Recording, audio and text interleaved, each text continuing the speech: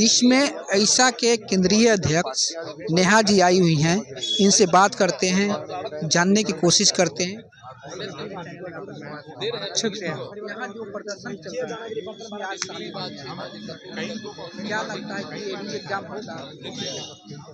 देखिए, ये एग्ज़ाम या ये प्रिडिक्शन तो हम क्या ही करें, लेकिन हमें ये ज़रूर मालूम है कि यहाँ पे जो स्टूडेंट बैठे हुए हैं, छात्र बैठे हुए हैं, एस्पिरेंट्स बैठे हुए हैं, उनका जो संघर्ष है वो बहुत ज़रूरी है।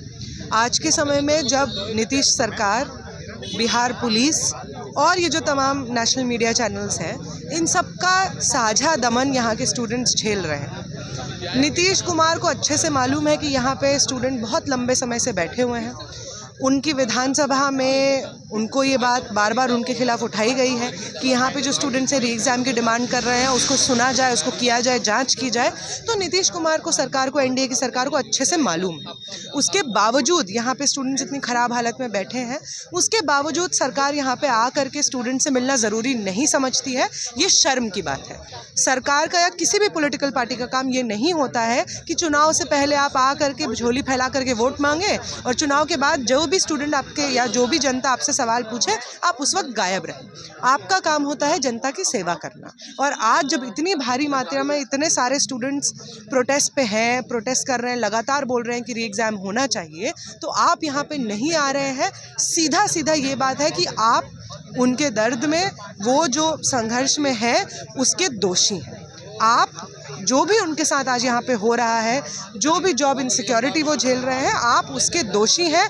आप उस प्रशासन से मिले हुए हैं जिस प्रशासन के द्वारा ये पेपर लीक करवाया जा रहा है। आप तमाम दोषियों को बचाने की कोशिश कर रहे हैं, इसीलिए आप स्टूडेंट्स के पक्ष में नहीं हैं। दूसरा, जब स्टूडेंट्स यहाँ पे प्रोटेस्ट में बाहर निकलते हैं, मार्च करते हैं कि हम लोग सरकार के पास जाएंगे, उनके पास अपनी डिमांड्स रखेंगे, तो बिहार पुलिस उनके साथ बर्बर तरीके से लाठीचार्ज करती है, वाटर कैनन उनके ऊपर छोड़ती है और मारा जाता है स्टूडेंट्स को।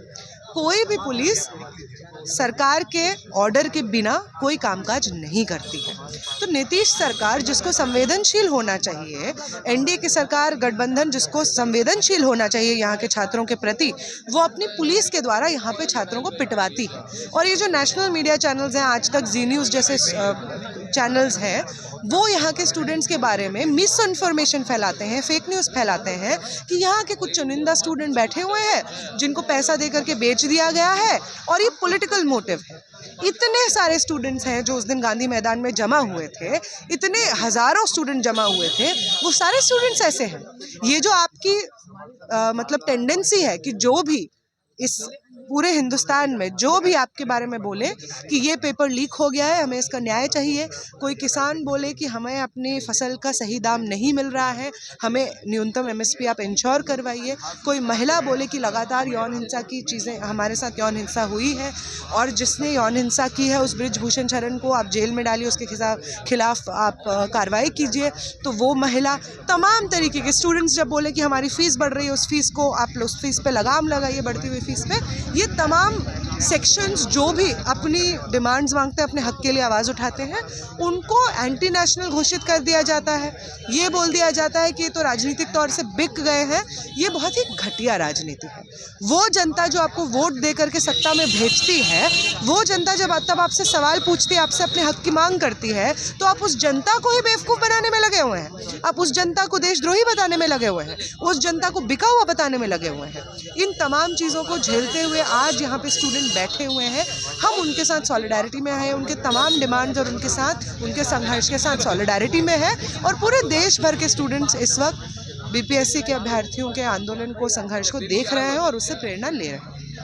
अच्छा, जो एग्जाम के लिए मांग कर रहा था, हम दोबारा एग्जाम नहीं लिया जी, दोबारा एग्जाम भी नहीं लिया, जो आज हुआ है उसका दोबारा एग्जाम होगा। जो एक एग्जामिनेशन सेंटर था बापू सभागार, ये उन्होंने माना है कि वहाँ पे गड़बड़ हुई है, इसलिए हम उन्हीं के स्टूडेंट्स का सिर्फ एग्ज़ाम लेंगे। इसका कोई मतलब नहीं है। नॉर्मलाइजेशन का वो फॉर्मूला जिसके तहत दो अलग अलग एग्जाम्स के स्टूडेंट्स का मार्क्स को कंपेयर किया जाता है, उसका कोई सेट फॉर्मूला, उसका कोई रैशनल, लॉजिकल, सही फॉर्मूला मौजूद नहीं है। तो आप जब भी नॉर्मलाइजेशन करते हैं उससे स्टूडेंट्स को सफ़र करना पड़ता है। दूसरी बात, आज के समय में कोई एक जगह पे अगर पेपर लीक हो रहा है तो आप किसको बेवकूफ़ बना रहे हैं कि वो बाकी जगहों के साथ में अनफेयर नहीं है। बाकी स्टूडेंट्स जो बाकी सेंटर्स में एग्ज़ाम दे रहे थे उनके साथ क्या अन्याय नहीं हुआ है। जितने भी स्टूडेंट्स ने एग्ज़ाम दिया था उन सब स्टूडेंट्स का री एग्ज़ाम होना चाहिए। ये यहाँ के छात्रों की भी डिमांड है और हमारी भी डिमांड है। एग्जाम तो अब होगा नहीं, अध्यक्ष पाला झाड़ दिए हैं,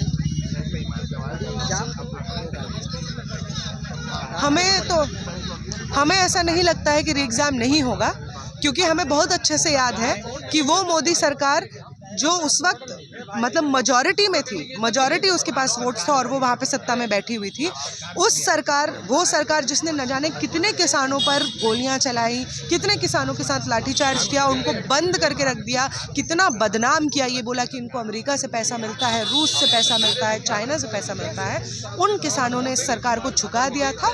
और यहाँ के स्टूडेंट्स भी इस एनडीए के गठबंधन की सरकार से, नीतीश कुमार से अपने हक वापस लेगी और री एग्ज़ाम लेकर रहेगी। उसके बाद फिर विधानसभा के चुनाव आने हैं, ऊपर से ये री एग्जाम के लिए पाला झाड़ दिए हैं।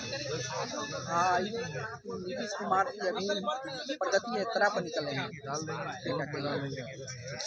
उनकी प्रगति का मतलब अगर ये है कि जो छात्र यहाँ पे बैठे हुए हैं उनका पेपर लीक होता रहे, वो छात्र जो यहाँ पे बैठे हुए हैं उनके बच्चे, मंत्रियों के बच्चे तो खुद चले जाते हैं बाहर पढ़ने के लिए विदेश में, और यहाँ पे जो हिंदुस्तान में आम जनता के बच्चे होते हैं उनको सड़कों पे बैठना पड़ता है अपने न्यूनतम अधिकार के लिए। फेयर एग्जामिनेशन कोई बहुत बड़ा डिमांड नहीं है। हर इंसान का, हर स्टूडेंट का, हर एस्पिरेंट का यहाँ पे राइट है कि उनको एक फ्री एंड फेयर एग्ज़ाम देने को मौका मिले, ऐसा एग्ज़ाम जो सबके लिए बराबर हो। अगर उनको उसी मूलभूत अधिकार से वंचित किया जाता है और ये उनकी प्रगति का मतलब है, तो वो ये प्रगति यात्रा करें, वरना वो शर्म करें और सीधा गर्दनी बाग में आए। उनको प्रगति यात्रा शुरू करनी है तो गर्दनी बाग के छात्रों के साथ बात करके शुरू करें। जो यहाँ साथी हमको जाना है अभी,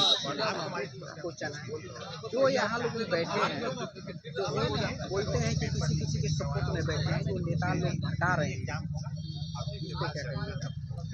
हमने बताया तो कि आज के समय में जो जनता, जो इंसान ये कह देता है कि हमारे साथ ये अन्याय हुआ है और इस अन्याय का हमको हिसाब दो, उसको जेल में बंद कर दिया जाता है, उसे देशद्रोही बोल दिया जाता है, उसे पॉलिटिकली मोटिवेटेड बोल दिया जाता है, उसको बिका हुआ बोला जाता है। यही यहाँ के छात्रों के साथ हो रहा है, उससे ज़्यादा कुछ नहीं हो रहा है। यहाँ के बिहार में आम जनता के जो आम सरकारी कामकाज करते हैं, बाकी नौकरियों पर जाते हैं, उनके बच्चे यहाँ पे बैठे हुए अपने अधिकारों के लिए लड़ रहे हैं। अगर उन्हें लगता है और अगर ऐसा उनको करना है कि समाज का ये तबका भी एंटी नेशनल, ये तबका भी, इसने हमसे सवाल पूछा ये भी एंटी नेशनल, तो फिर एंटी नेशनल में जो नेशनल है उसकी परिभाषा बदलनी होगी।